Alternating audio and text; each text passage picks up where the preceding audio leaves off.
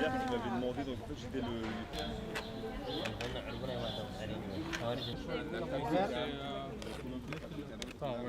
Oui, oui. Non, non. Les gens qui viennent en France, ils ont plus de problèmes chez eux, ils acceptent. Et il a dit que bah, c'est bon, après 2 ans, 3 ans, j'aurai un vie calme là. Au lieu d'être toujours en galère chez eux, c'est mieux de vivre ici, ou d'accepter 3 ou 4 ans pour l'attente des papiers, des choses comme ça.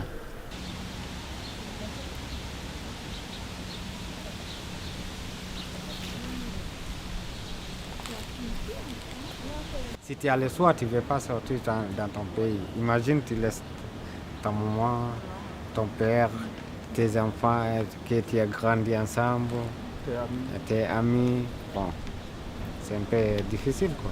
Même jusqu'à présent, c'est un peu choquant pour nous, quoi. Pour sauver ma vie, je peux sortir. Mes familles voulaient me marier à un homme presque il est non cool pour moi.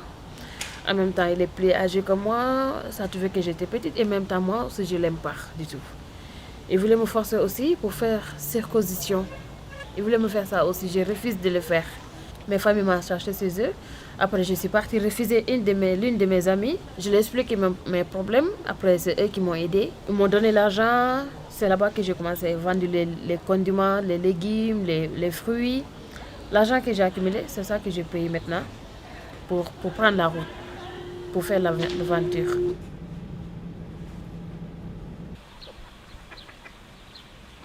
Je suis né dans une famille nomade, qui gardait, en fait, comment dire, comme les bergers, qui gardent les animaux. Ils dépendent toute la vie pour les animaux, sur les animaux. Le jour quand la Chine a envahi le Tibet, ce jour-là, on fait des grèves contre la Chine. Et du coup, ils ont fait ça et on a dû quitter notre pays. Mon pays, à cause des guerres, ils sont tous brûlés à mon ville. Et puis, je ne peux pas tourner là-bas parce que c'est très difficile de faire 9 ans en Libye. En Libye, c'est commencé des guerres. Après, j'ai traversé en Europe. Et je ne peux pas tourner dans mon pays parce que c'est très dangereux pour moi.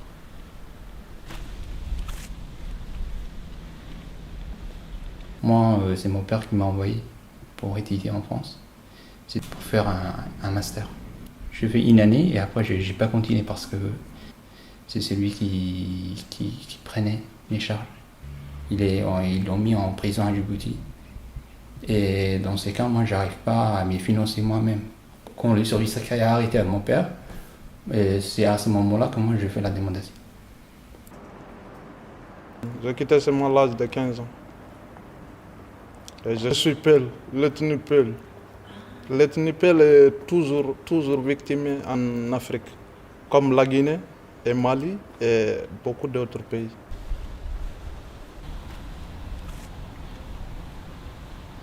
Au début, c'était ma mère qui est partie du Guatemala. Elle est venue en Espagne. Elle a été en Espagne pendant 7 ans. En attendant, moi, j'étais dans mon pays avec ma grand-mère. Et ensuite, je suis venue aussi en Espagne. Donc voilà, en Espagne, ça se passait très bien. Et après, on est venu en France. C'était pour le compagnon de ma mère. Elle s'est mariée, donc c'était un Congolais. Donc pour lui, la facilité, c'était de parler en français. Donc voilà, on a dû... Moi, je voulais pas trop la France. Je voulais plutôt l'Angleterre ou voilà. Oui, quand j'étais en Éthiopie, je pense que les habitants, c'est comme Éthiopie. Mais quand j'arrive, il est totalement différent. Parce qu'en Éthiopie, nous habitons ensemble, collectivité. Mais ici, il est individualiste. Oui, c'est un petit peu dur pour moi parce que même je ne connais pas mon voisin.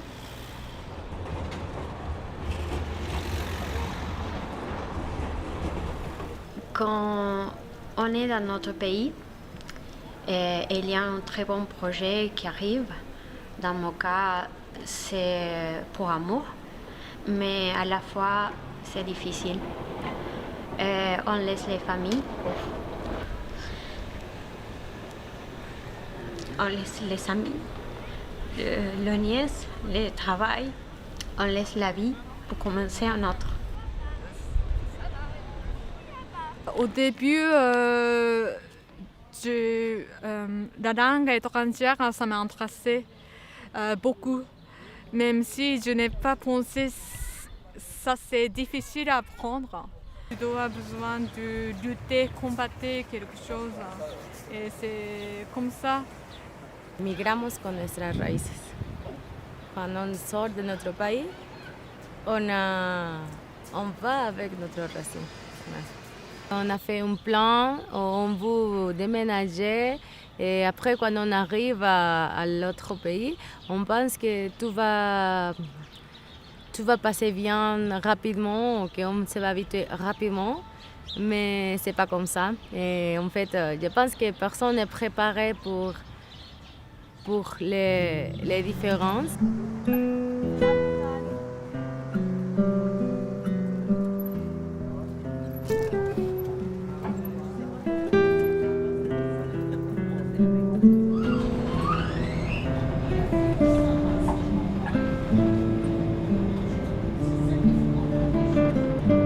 J'ai quitté chez moi en Guinée-Conakry.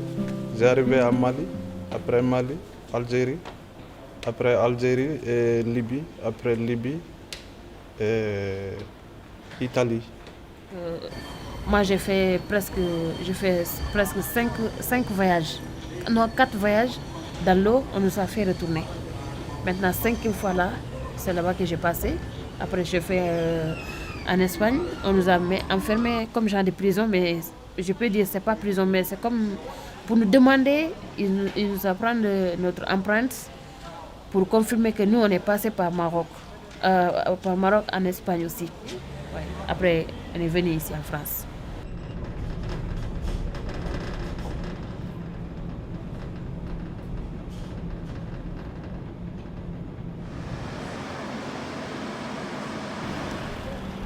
On ne sait pas là où on allait. Mais quand même, il y a des voitures qui passent. Et on a appelé 115 et ils vont nous dire on arrive. Les Croix-Rouges, ils vont te dire ouais, j'arrive, attendez-moi. Vous êtes où là? On dit ouais, on est là à la gare. Depuis 23h jusqu'à 3h du matin et ils ne viennent pas. Je ne peux pas dormir ici. C'est pas facile pour moi pour dormir là. Et j'étais très fatigué. 3 personnes. On est allé là-bas. Allah. C'est poussé comme ça. Oh, j'ai pensé à mon pays. Parce qu'à mon pays, je ne peux pas dormir comme ça, dehors. Ouais.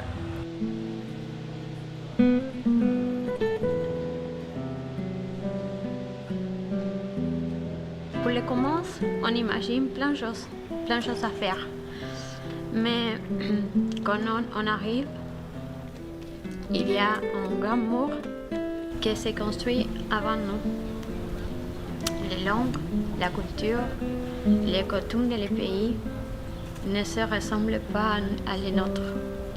Les visages et aussi les visages des gens quand on essaye de dire quelque chose et la réponse est « je ne comprends pas ».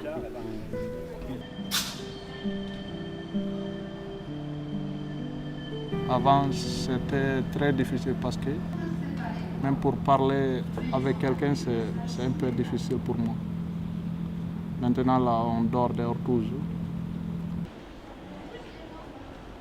On ne peut pas travailler, on n'a pas de logement et on ne fait rien, on ne bouge pas. Et, grâce à l'association qui aide pour la langue française, quand je rentrais, je ne parle pas du tout. Mon bonjour, c'est ça. Pas maintenant. Il reparle un petit peu. Voilà, il a merci là, ça. 3 ans. Et il y a 28. Ça va?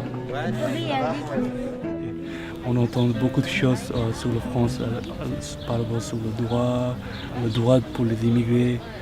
Et même par exemple, on n'a pas de papier, on a beaucoup de droits. Et tu es un peu déçu quand même par la France? Oui, je suis un peu déçu, mais ça va, comment dire, il y a toujours des mauvaises choses, mais voilà, comment dire, il y a toujours deux faces, quoi. Bon côté et mauvais côté. Ouais, c'est la nature humaine. Ouais. La France, c'est un grand pays. Oui, c'est un pays que tout le monde connaît en fait. Oh, je me sens en sécurité en fait, en France.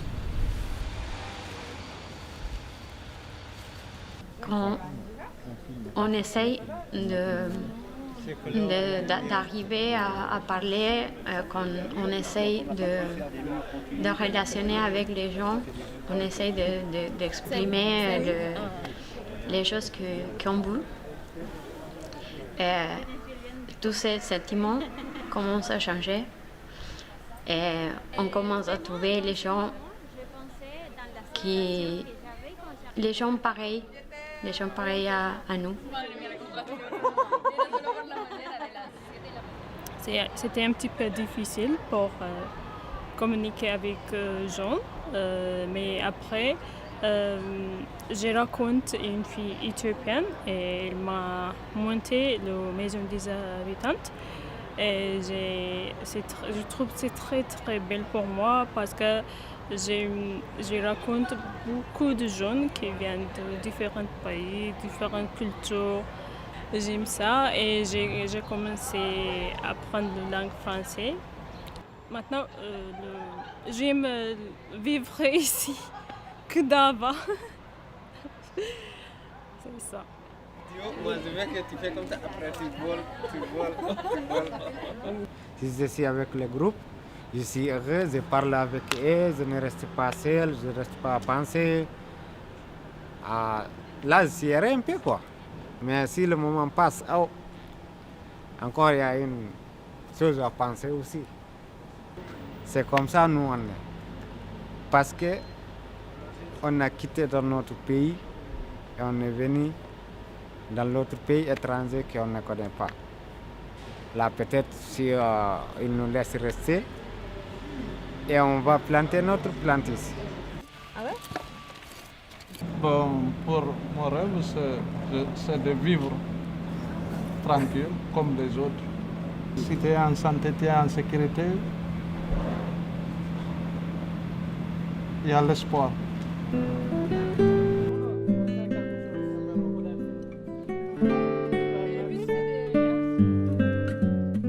La plante de mes espoirs a besoin de grandir et son espoir est de trouver une terre où elle ne coupe pas pour ses florissants. Et on doit retrouver la terre pour nous planter et on va repousser petit à petit. C'est pas forcément rapide.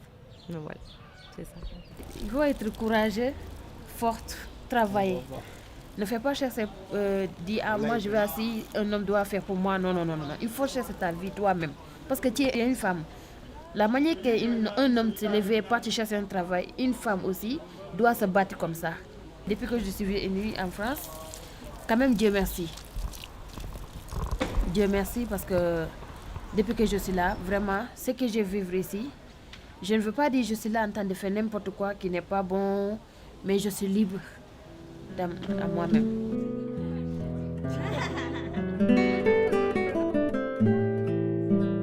Aller vers l'inconnu, commencer de zéro, une nouvelle culture, des milliers d'opportunités, mais aussi d'incertitudes, à la recherche d'un avenir. Mais qu'est-ce que je fais ici? Comment je suis arrivée là? Pourtant, on m'a mis ici et c'est là où je dois avancer.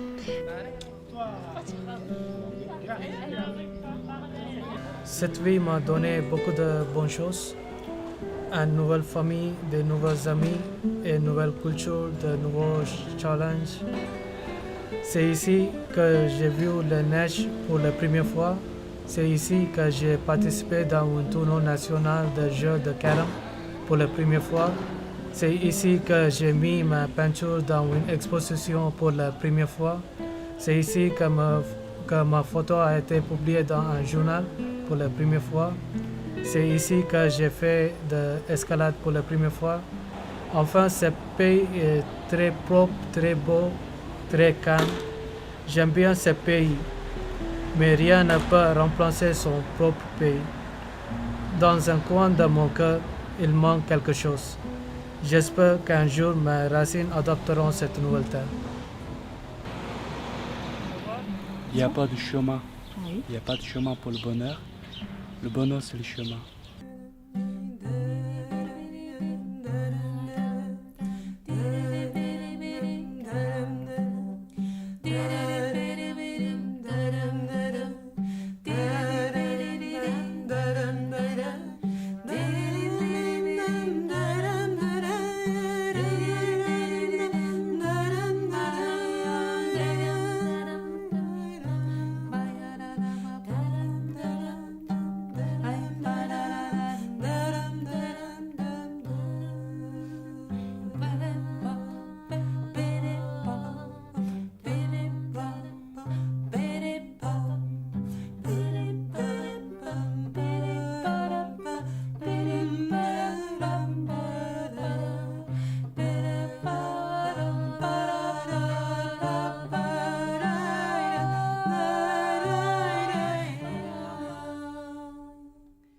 Bonjour à tous, aujourd'hui nous accueillons Laura et Marie, bienvenue. Merci. Nous allons parler de Déraciné, le film qui vient d'être diffusé à l'instant. C'est un court-métrage donc, qui a été réalisé par les apprenants donc, des ateliers sociolinguistiques à la Maison des habitants du centre-ville de Grenoble. Laura, c'est vous qui avez eu l'idée du film. Comment est-ce que cette idée est née ? Oui, alors, vu que c'est dans le cadre de ces ateliers, forcément, on est tous des étrangers. Donc, les sujets qui nous lient, c'était un peu notre parcours migratoire, comment on est arrivé, comment on se sentait. Et comme c'était juste après le confinement, c'était en été 2020, et ben, du coup, pendant le confinement, je pense qu'il y a beaucoup de monde qui s'est mis à faire un peu le potager. Et donc, moi, j'ai remarqué quand on changeait une plante d'un pot à l'autre, à une nouvelle terre, et ben, d'abord, elle était moue, elle était un peu triste. Mais au fur et à mesure des jours, ça devenait bien. Quand on change de pays, on vient dans une nouvelle terre, littéralement. Et ça nous prend du temps. D'abord, on pense que ça va être plus simple. Mais ça prend du temps, on s'habitue à la nouvelle terre. Ouais, bah, c'est ce que vous dites dans le film. Vous avez dit que personne n'est préparé pour ces différences, qu'en arrivant en France, on pense que tout va bien se passer. Et donc, qu'est-ce qui se passe finalement en arrivant en France et à quoi on s'attend? Pour moi, le plus compliqué, ça a été la langue, trouver un travail qui convient à mes études. Et ben, les gens ne te connaissent pas, tu n'as pas d'expérience, tu n'as pas un réseau pro. Du coup, c'est compliqué qu'une entreprise te fasse confiance pour la première fois. Et donc, le film a été tourné il y a 4 ans. Aujourd'hui, ça va mieux pour vous, Laura? Vous avez réussi à trouver un travail? Oui, j'ai réussi à trouver un travail dans la promotion immobilière, dans le métier que j'ai fait au Mexique.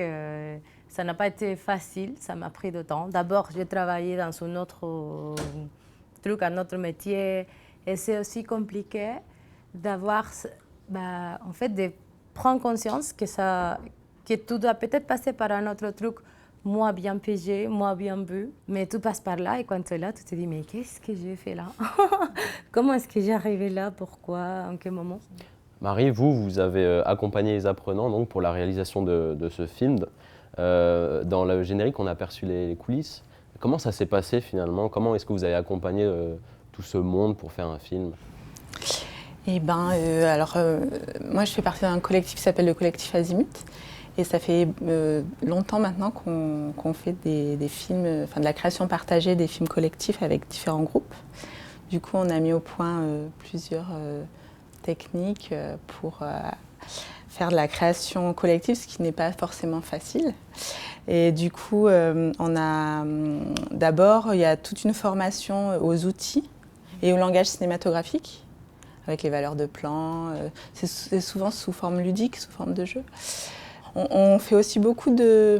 On prend du temps pour que les personnes puissent s'exprimer sur leur parcours de vie, parce que souvent ce sont des films documentaires où voilà, il y a besoin de beaucoup parler, de sélectionner, de savoir ce qu'on a vraiment envie de dire de soi, ce qu'on n'a pas envie de tout dire en général. Pourquoi, en fait, finalement, c'est important, ça, de connaître leurs raisons, les raisons de cette immigration? Pourquoi est-ce que vous avez voulu raconter ça?